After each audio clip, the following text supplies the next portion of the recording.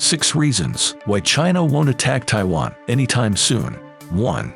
Xi Jinping wants to be a global peacemaker. He's put in a lot of effort to establish himself in this role. Xi has offered a 12-point peace plan for Ukraine.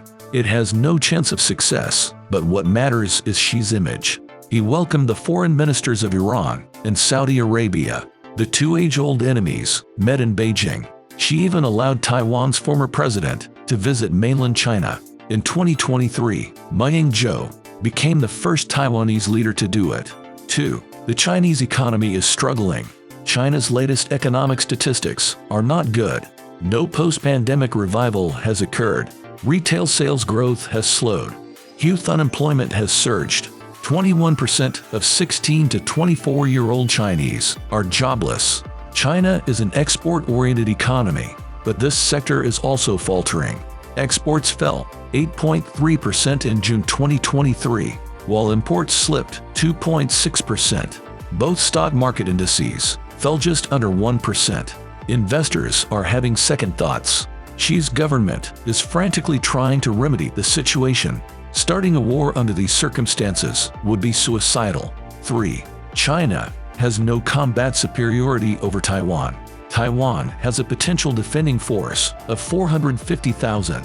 The traditional ratio of attackers to defenders is 3 to 1. That means China would need over 1.2 million troops for an invasion. Its total active force is just over 2 million.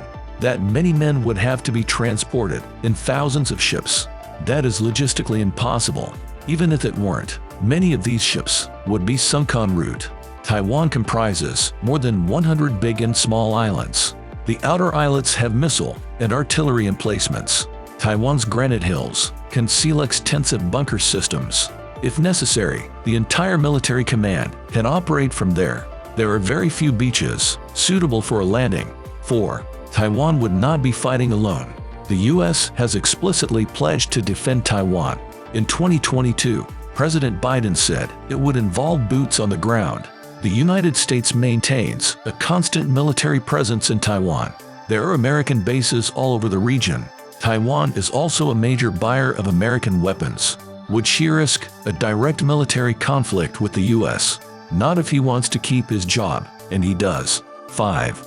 Xi won't start a war he can't win.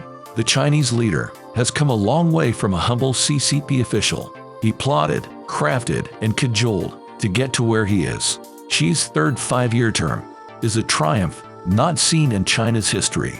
But that doesn't mean everyone in China is happy about it. Xi has a lot of enemies within the CCP. He'd need a very quick victory over Taiwan to remain in power, but he's smart enough to see it's not realistic. 6. China doesn't like being a pariah state. It should be obvious to anyone by now.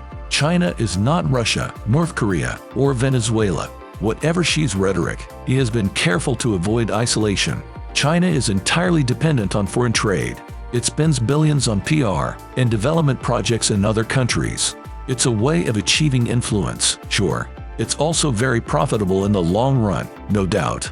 But it would all be for naught if China went to war. Brazil or Nigeria won't send troops to Taiwan. The Belt and Road Initiative won't help deter the U.S. Navy. The Western factories, utilizing cheap labor, will shut down. What then? Will China be left alone with Russia, Iran, and North Korea? But isn't that exactly the kind of fate it's been trying to avoid?